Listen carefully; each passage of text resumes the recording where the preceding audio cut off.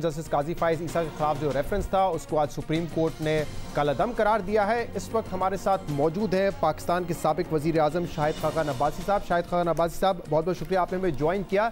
इस पूरे मामले के दौरान हमने देखा कि आपकी पार्टी का कोई इस पर मौकिफ नहीं आया, आपकी पार्टी खामोश थी, लेकिन आज ऑर्डर आ चुका है सुप्रीम कोर्ट का। कैसे देखती है आपकी जमात इस फैसले को? नहीं, देखिए, हमने तो पहले दिन से कहा था कि ये सारा काम ही बदनीयती पर मबनी है और पहले दिन से जो हुकूमत के हालात रहे हैं कि क्या काबीना की अप्रूवल थी या नहीं थी, फिर ये रेफरेंस क्या पीएम ऑफिस ने जारी किया है, सदर साहब ने देखा था कि सदर साहब खुद रिकॉर्ड पर हैं कि जी मैंने तो रेफरेंस देखा ही नहीं, फिर बाद में कहा नहीं मैंने साइन कर दिया था। तो ये पहले दिन से ही बहुत से शुकूक व शुबहात इस रेफरेंस के बारे में पैदा हो रहे थे और फिर जो रेफरेंस के हकायक सामने आए उसमें भी ये कोई एक ARU बना हुआ है, उसके कोई साहब इंचार्ज हैं, उनके बारे में मुख्तलिफ किस्म की बातें हैं। तो ये पूरी बात ही बड़ी मशकूक सी लग रही थी और इसके मकासद सिर्फ ये थे कि जुडिशरी को भी हुकूमत के ताबे किया जाए। तो आज अल्हम्दुलिल्लाह वो बात तो खत्म हो गई है।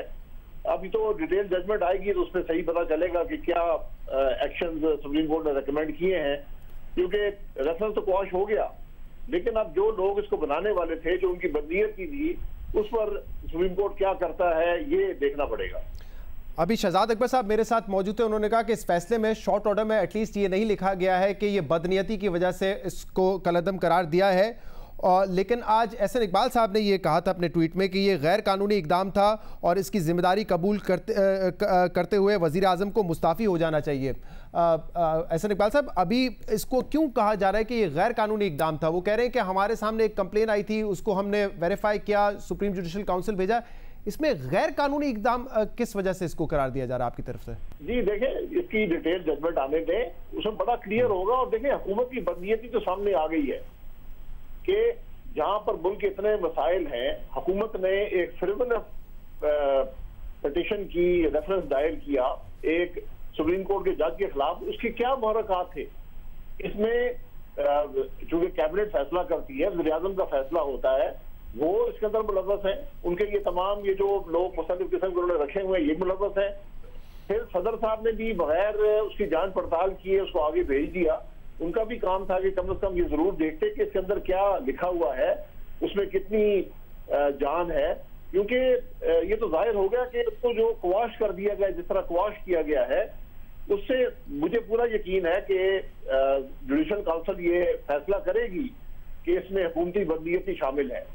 और जो असल इशू था कि जो उनके एहलिया या बच्चों के एसेट्स हैं, उनको एक सेपरेट इशू के तौर पर सुप्रीम कोर्ट की अक्सरियत ने कहा है कि उसको ट्रीट किया जाए और इनकम टैक्स के कानून के तहत किया जाए। यानी वो बेसिक ग्राउंड जिसपे फैजी साहब के खिलाफ कार्रवाई हो रही थी, उसको हुकूमत ने, उसको जुडिशल काउंसिल ने रद्द कर दिया।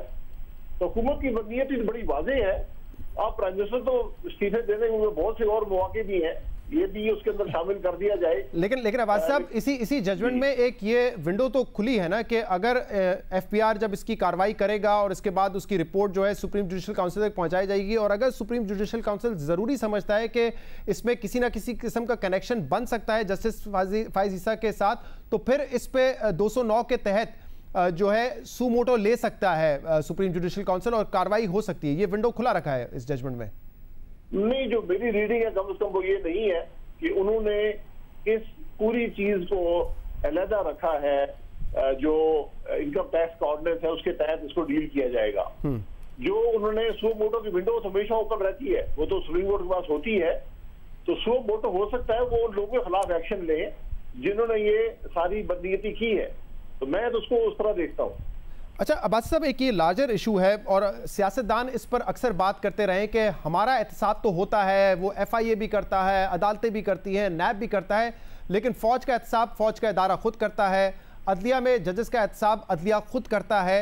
ये इस चीज़ को आप कैसे देखते हैं? क्या ये मैकेनिज्म जो हमारा है इसको ऐसा ही रहना चाहिए या इसको तब्दील करने की ज़रूरत है? क्योंकि इस केस में भी आपको पता है बहुत सारी बातें इस तरह की उठी कि जज का एहतसाब कौन करेगा, क्या supreme judicial council right forum, इस तरह की कई बातें आती रही हैं सामने। देखिए, ये जहां तक ये बात है, इसमें कोई शुबा नहीं है कि जो नैब का कानून है ये बिल्कुल एक काला और गलत कानून है।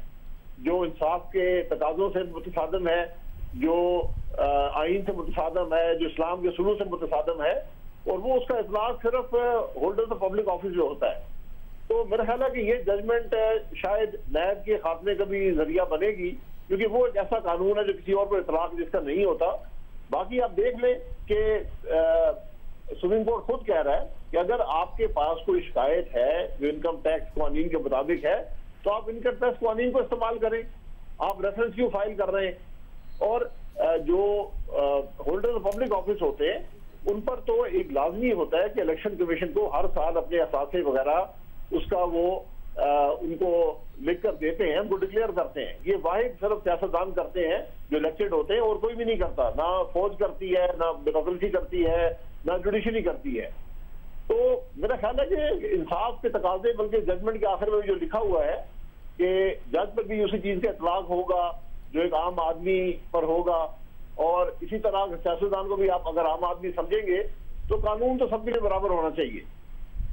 तो क्या आप इस मैकेनिज्म से मुतमईन है, आर्टिकल 209 से मुतमईन है कि जो भी जजेस के मिसकंडक्ट के हवाले से कार्रवाई होगी वो आर्टिकल 209 के तहत ही होनी चाहिए, सुप्रीम जुडिशियल काउंसिल ही करना चाहिए, यही मैकेनिज्म कंटिन्यू करना चाहिए? जी, फिलहाल तो यही आपके पास ऑप्शन मौजूद है, कोई और ऑप्शन है नहीं। लेकिन इसका ये मतलब जो जजमेंट में भी है, ये मतलब नहीं है कि जो जज हैं उनके ऊपर किसी और कानून का इतलाक नहीं होता। अगर वो इनकम टैक्स की वायलेशन करेंगे तो उसके वहां भी लायबिलिटी होगी, सही किसी और चीज की करेंगे, लेकिन बिल्कुल ऐसा ही है। के लिए जो है वो 209 ही है। जी, फोरम जो है वो सुप्रीम जुडिशियल काउंसिल ही होगा। बहुत बहुत शुक्रिया। शाहिद खान अब्बासी साहब हमारे साथ मौजूद थे। एक ब्रेक शामिल करेंगे। जो आज ऑर्डर आया है इसमें कुछ कानूनी नुकात हैं जिस पर हम बात करेंगे, और हमारे साथ लॉ एक्सपर्ट भी मौजूद होंगे और हमारे साथ टैक्स एक्सपर्ट भी होंगे।